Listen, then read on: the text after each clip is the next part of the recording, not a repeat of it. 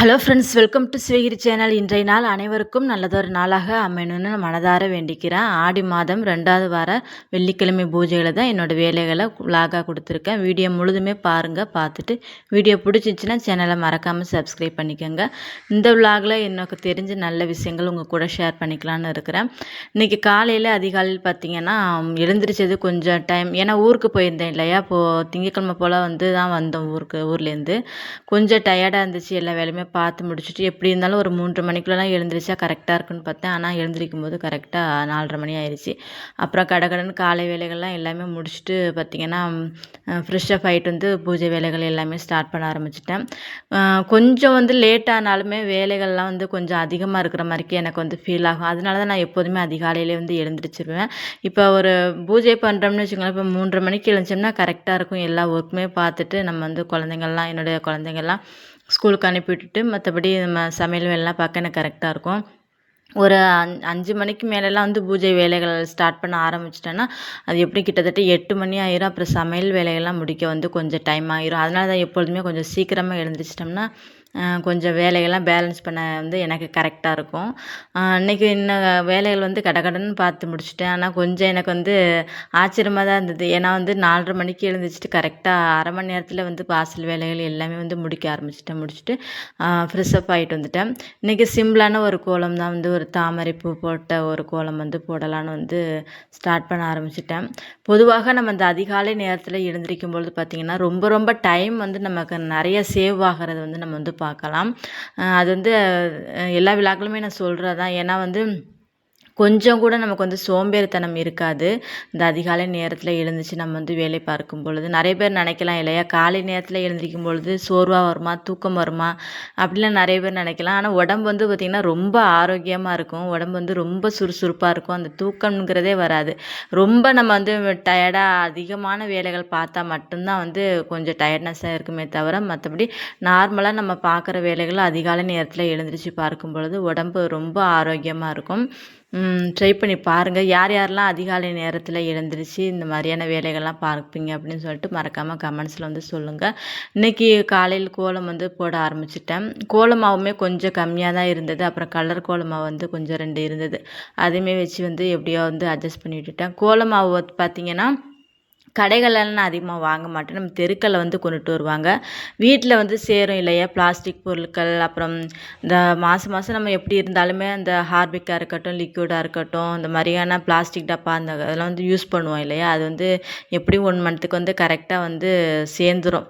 அப்புறம் தம்பி பாப்பாலாம் இருக்கிறாங்க, விளையாட்டு ஜாமான் திங்ஸ் எல்லாம் கொஞ்சம் கொஞ்சம் உடஞ்சி போயிடும். அந்த மாதிரி இந்த பிளாஸ்டிக் நம்ம எக்ஸ்ட்ரா இந்த வாட்டர் பாட்டில், இந்த மாதிரி ஜூஸ் பாட்டில் இந்த மாதிரிலாம் வாங்குறோம் இல்லையா, அதுவுமே எடுத்துப்பாங்க. அதனால் கோலம் மாவு எப்பொழுதுமே நான் கடைகளில் வாங்க மாட்டேன். தெருக்களில் கொண்டுட்டு கொடுப்பாங்க. ஒரு படி அப்படின்னு சொல்லிட்டு நம்ம வீட்டில் போடுற பிளாஸ்டிக் பாட்டில் டப்பால் எல்லாமே சேர்ந்து பார்த்திங்கன்னா ஒரு 3 படி அளவுக்கு கோலம் மாவு கரெக்டாக வந்துடும்.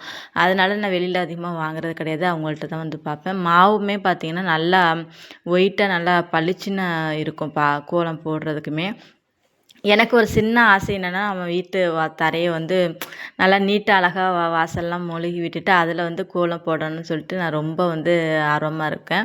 அந்த மார்கழி மாதத்துக்குள்ளே எப்படியாவது அந்த வேலையை ஸ்டார்ட் பண்ணி நல்லா க்ளீனாக தரை போட்டு விட்டுறணும். ஏன்னா கோலம் நம்ம எவ்வளோ போட்டாலுமே அந்த வாசல் படி கொஞ்சம் அழகாக இருந்தால் தான் நம்ம பார்க்குறதுக்குமே அந்த கோலம் நல்லாயிருக்கும் இல்லையா. அது மாதிரி இப்போ சும்மா கடப்பாக்கள் தான் போட்டு வச்சுருக்கிறேன். இந்த மார்கழி மாதத்துக்குள்ளே எப்படியாவது அந்த தரைகள்லாம் போட்டு விட்டுட்டு நீட்டாக உங்களுக்கு கோலம் கொடுக்கலன்னு சொல்லிட்டு நான் ஆசைப்பட்றேன். ட்ரை பண்ணி பார்ப்போம். முடிஞ்ச அளவுக்கு எப்படியாச்சும் தரையை போட்டு விட்டுறணும். எனக்குமே அதான் ரொம்ப ரொம்ப ஆசையாக இருக்குது. அதன் பிறகு இன்றைக்கி பார்த்திங்கன்னா ஸ்டார் வச்சு தாமரை கோலம் போட்டு விட்டுட்டேன். எனக்கு தெரிஞ்ச மாதிரி தான் கோலம் பார்த்திங்கன்னா எப்பொழுதுமே நான் இந்த கோலம் தான் போடணும் அப்படின்னு சொல்லிட்டு பிளான் பண்ணி எப்பொழுதுமே போட மாட்டேன். மனசில் எது தோணுதோ அப்படியே கை வாக்கில் அது இழுத்து விட்டுறது.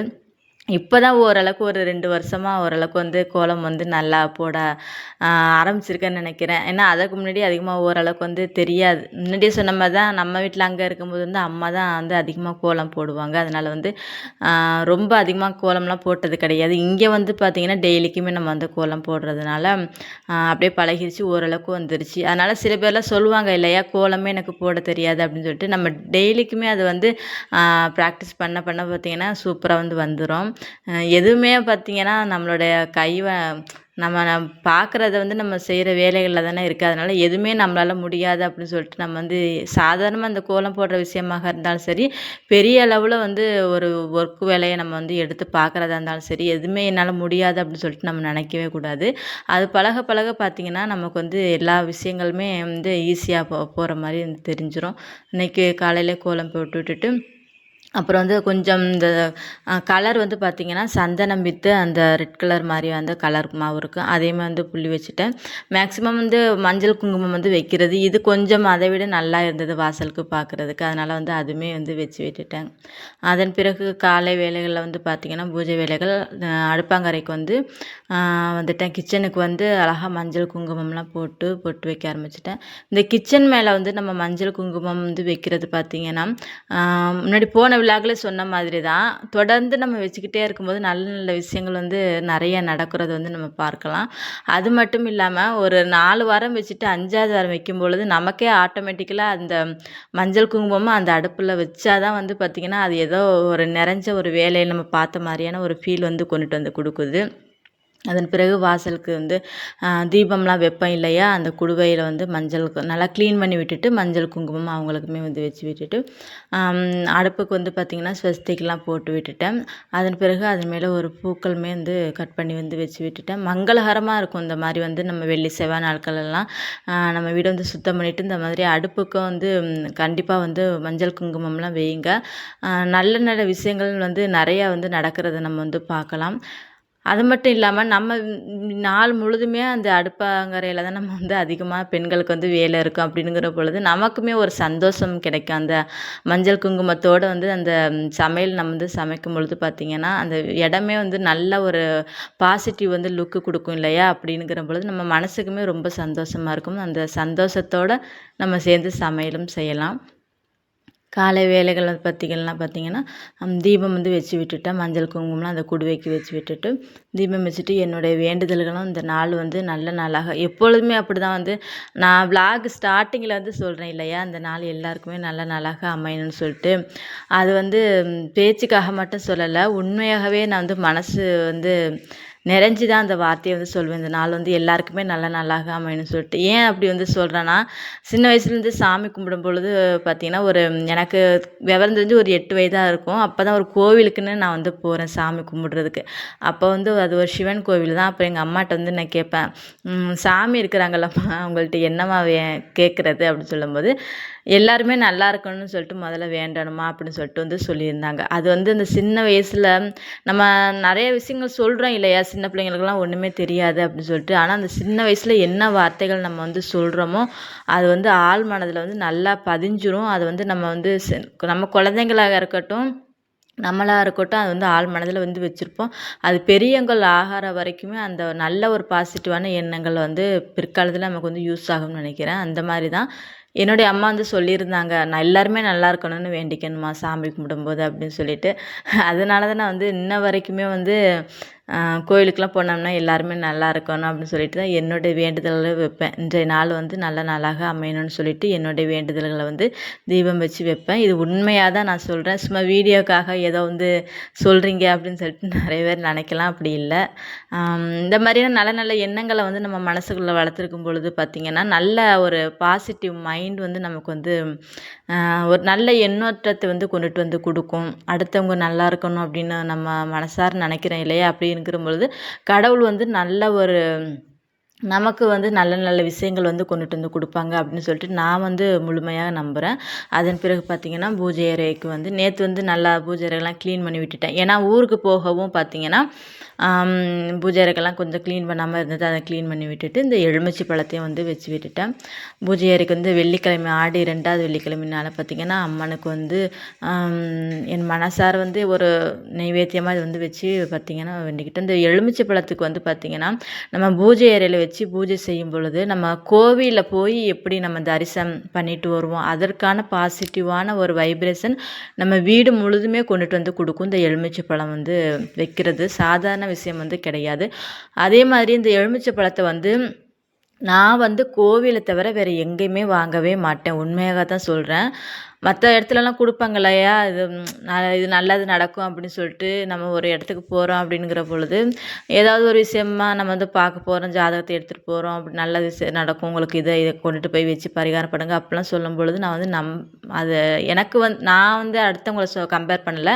எனக்கு வந்து அதில் வந்து முழுமையாக நம்பிக்கையே இருக்காது. என்னை பொறுத்த வரைக்கும் அந்த கோவில் கருவறையிலேருந்து நமக்கு கொடுக்குற அந்த எலுமிச்சை பழத்தை மட்டும்தான் நான் வந்து வாங்குவேன். மற்றபடி வந்து வெளியிலேருந்து கொடுக்குறது, ஏன்னா வந்து எவ்வளவு தான் நம்ம வந்து மனித மனிதர்கள் வந்து பார்த்திங்கன்னா கடவுளே ஆக முடியாது இல்லையா? எவ்வளவு தான் நம்ம வந்து அப்படி இப்படின்னு பரிகாரங்கள் பூஜைகள் அது இதுன்னு செஞ்சு நம்ம வந்து ஒரு பொருளை நமக்கு வந்து நம்ம வாங்கி வந்து வீட்டில் வச்சாலும் அது கடவுள்கிட்டேருந்து நம்ம வந்து வாங்கிட்டு வந்த ஒரு என்ன சொல்கிறது, பிரசாதம் வரைக்கும் அந்த அந்த பொருட்கள் வந்து அமையாது அப்படின்னு சொல்லிட்டு தான் நான் வந்து நினப்பேன்.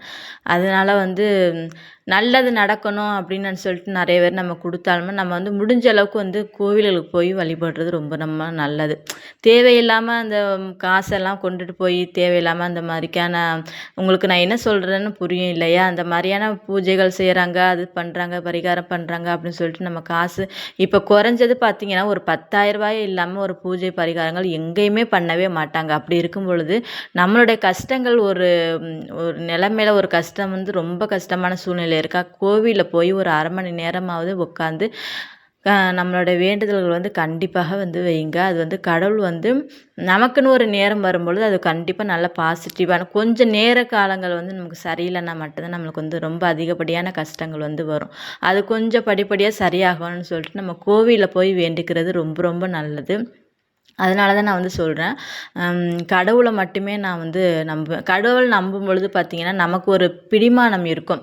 ஏன்னா கஷ்டமான ஒரு சூழ்நிலை வரும்பொழுது பார்த்திங்கன்னா கடவுள் வந்து நமக்கு வந்து செஞ்சு கொடுப்பாங்க இது அப்படின்னு சொல்லிட்டு நமக்கு வந்து ஒரு நம்பிக்கையை வந்து கொடுக்கக்கூடிய ஒரு விஷயமாக தான் நம்ம வந்து இந்த கடவுள் வந்து பிரபஞ்சத்தை வந்து பார்க்குறோம். அப்படிங்கிற பொழுது கடவுள் நம்பிக்கைங்கிறதுனா என்னென்னா அது ஒரு பிடிமானம் தான் நமக்கு. அவங்க வந்து காப்பாற்றுவாங்க அப்படின்னு சொல்லிட்டு நமக்கு வந்து ஆழ் மனதில் ஒரு நம்பிக்கை இருக்கும். அது வந்து இல்லாதவங்களுக்கு வந்து கொஞ்சம் வந்து பார்த்திங்கன்னா அது வந்து நெகட்டிவான ஒரு விஷயமா தான் வந்து சில பேர் வந்து நினைப்பாங்க. அதனால் வந்து முடிஞ்ச அளவுக்கு கோயிலில் போய் நம்மளுடைய நல்ல நல்ல விஷயங்கள், நல்லது நடந்தாலும் சரி, நமக்கு வந்து கஷ்டமான சூழ்நிலைகள் இருந்தாலும் சரி, நம்ம கோவிலில் போய் நல்லா வேண்டுங்க. நான் வந்து நிறைய டைம் வந்து இது ஃபீல் பண்ணியிருக்கேன். வீட்டில் சில நேரங்கள்லாம் நிறைய பிரச்சனைகள் சங்கடங்கள்லாம் இருக்கும். அப்படிங்கிறபோது கோவிலில் போயிட்டு ஒரு 1/2 மணி நேரம் கழித்து வந்து வீட்டுக்கு வரும்பொழுது பார்த்திங்கன்னா அது மைண்டே வேறு விதமாக ஒரு நல்ல ஒரு பாசிட்டிவான ஒரு மைண்ட் வந்து எனக்கு வந்து வந்த மாதிரியான வந்து ஃபீல் வரும். வீட்டுக்குள்ளே வரும்பொழுது பார்த்திங்கன்னா அதுதான் வந்து இந்த கோவிலுடைய இந்த சக்தின்னு சொல்கிறது. அந்த கருவறையில் அவ்வளோ ஒரு பாசிட்டிவான ஒரு நிறைய விஷயங்கள் வந்து அமர்ந்திருக்கும். அதனால் முடிஞ்ச அளவுக்கு கோவில் போய் வழிபட்டு நல்ல ஒரு பாசிட்டிவான லைஃப்பை வந்து நம்ம கொண்டுட்டு போவோம். அதனால் முடிஞ்ச அளவுக்கு பரிகாரங்கள் பூஜைன்னு சொல்லிட்டு தேவையில்லாமல் அதில் வந்து நம்மளோட நேரமாக இருக்கட்டும், நம்மளோட பணமாக இருக்கட்டும், அதில் கொண்டு போய் போடுறது வந்து என்னை பொறுத்த அளவுக்கு நான் வந்து தப்புன்னு தான் வந்து சொல்வேன். அதன் பிறகு காலையில் பூஜை வேலைகள் எல்லாமே முடிச்சுட்டு கடகடன்னு ஸ்பீடாக வந்து எல்லா வேலையுமே பார்த்து முடிச்சிட்டேன். ஏன்னா வந்து 4:30 மணிக்கு எழுந்திரிச்சிட்டு அப்புறம் ஃப்ரெஷ்அப் ஆகிட்டு பூஜை வேலைகள்லாம் முடிச்சுட்டு பாப்பாவுக்கு வந்து சமையல் இன்னைக்கு சாம்பார் தான் வச்சுருந்தேன். அது கேரட்டும் போட்டு ரொம்ப அவங்களுக்கு பிடிக்கும், கேரட்டு மாங்காய் போடுறது ரொம்ப பிடிக்கும். அது வந்து செஞ்சு தாங்கம்மான்னு சொல்லி ரொம்ப நாள் கேட்டுக்கிட்டே இருந்தாங்க. சரி இன்னைக்கு வந்து வச்சு விட்டலான்னு சொல்லிட்டு சாப்பாடுமே பார்த்திங்கன்னா ஃபுல்லுமே வந்து சாப்பிட்டுட்டாங்க. ஆனால் பாப்பாட்ட பிடிச்ச ஒரு விஷயம் பார்த்திங்கன்னா அவங்களுக்கு ஏதாவது சாப்பாடு வேணும் அப்படின்னு சொல்லிட்டு பிரியப்பட்டு கேட்டு அது வந்து நம்ம செஞ்சு கொடுத்தோம்னு வச்சுக்கோங்களேன், அது வந்து வேஸ்ட்டே பண்ண மாட்டாங்க. அது வரையும் எனக்கு வந்து ரொம்ப சந்தோஷமாக இருக்கும். அவங்க மிஸ் வந்து சொல்லியிருந்துருப்பாங்க போல் கேரட்லாம் நிறைய சாப்பிடணும் அப்படிங்கிறதுனால வந்ததோடயே வந்து நாளைக்கு கேரட் போட்டு என்ன சாம்பார் செஞ்சு தாங்கம்மா அப்படின்னு சொல்லியிருந்தாங்க. அவங்களுக்கு பிடிச்ச மாதிரியே வந்து சாம்பார் செஞ்சு விட்டுட்டு அப்பளம் வந்து சிம்பிளாக தான் வந்து பொரிச்சிருந்தேன். அப்புறம் நம்ம வீட்டிலே போட்டிருந்த மாங்காய் ஊறுகாய் இருந்தது, அது வச்சு சாப்பாடு வந்து மதியம் சாப்பாடு வந்து ஃபினிஷ் பண்ணிட்டேன். கொஞ்சம் வந்து இந்த சாம்பார் வந்து பார்த்திங்கன்னா டக்குன்னு ஒரு 10 நிமிஷம் தான் ஆகும். சில பேர் சாம்பார் வைக்க கொஞ்சம் டைம் ஆகும்னு சொல்லுவாங்கள்ல, நான் இது வந்து என்னை பொறுத்த வரைக்கும் சாம்பார் வந்து ரொம்ப ஈஸியாக வச்சுருவேன். எண்ணெய் ஊற்றி எல்லா வெங்காயம் தக்காளியெல்லாம் தாளித்து விட்டுட்டு காய்கறிகளும் தாளித்து விட்டுட்டு பருப்பு வந்து வேக வச்சுருக்கோம் இல்லையா, அதை வந்து பார்த்திங்கன்னா நல்லா வந்து ஒரு நல்லா பேஸ்ட்டாக வந்து நல்லா மையாக அரைச்சி வச்சுக்கிறோம். ஒரு 3 விசில் போட்டோம்னா நல்லா மையாக வந்து அரைஞ்சிரும். அதன் பிறகு மசாலா பொருட்கள்லாம் சேர்த்துட்டு பருப்பை போட்டுட்டு தேவையான அளவுக்கு தேங்காய் வந்து ஊற்றி தாளித்து விட்டுட்டோம்னா சூப்பராக வந்து சாம்பார் வந்து ரெடி ஆகிருக்கும். எங்கள் வீட்டில் எல்லாருக்குமே நான் வைக்கிற சாம்பார் வந்து ரொம்ப ரொம்ப பிடிக்கும். என்னுடைய அம்மா பிறந்த வீட்டில் இருக்கட்டும், என்னுடைய கணவர் வீட்டில் இருக்கட்டும், எல்லாருமே விரும்பி வந்து சாப்பிடுவாங்க. அதன் பிறகு சைடிஷாக வந்து பார்த்திங்கன்னா அப்பளமும் வச்சு விட்டுட்டு காலை சாப்பாடு வந்து பார்த்திங்கன்னா தோசை வந்து அவங்களுக்கு வந்து செஞ்சு கொடுத்தேன். அது வந்து வேணான்னு சொல்லிட்டாங்க. சாப்பாடு தான் எனக்கு வேணும்னு சொல்லிட்டு காலையிலுமே சாப்பாடு தான் செஞ்சாங்க. இன்றைக்கி விலாக் பிடிச்சிருக்குன்னு நம்புகிறேன் ஃப்ரெண்ட்ஸ். பிடிச்சிருந்துச்சின்னா சேனலை மறக்காமல் வந்து சப்ஸ்கிரைப் பண்ணிக்கோங்க. உங்களுடைய கமெண்ட்ஸ் எதுவாக இருந்தாலும் எனக்கு வந்து சொல்லுங்கள். அப்போ தான் நான் நிறைய வீடியோக்கள் போடுறதுக்கு எனக்கு மோட்டிவேஷனலாக இருக்கும். வீடியோ பார்த்த அனைவருக்குமே என்னுடைய நன்றியை தெரிவித்துக் கொள்கின்றேன். வேறொரு விலாகில்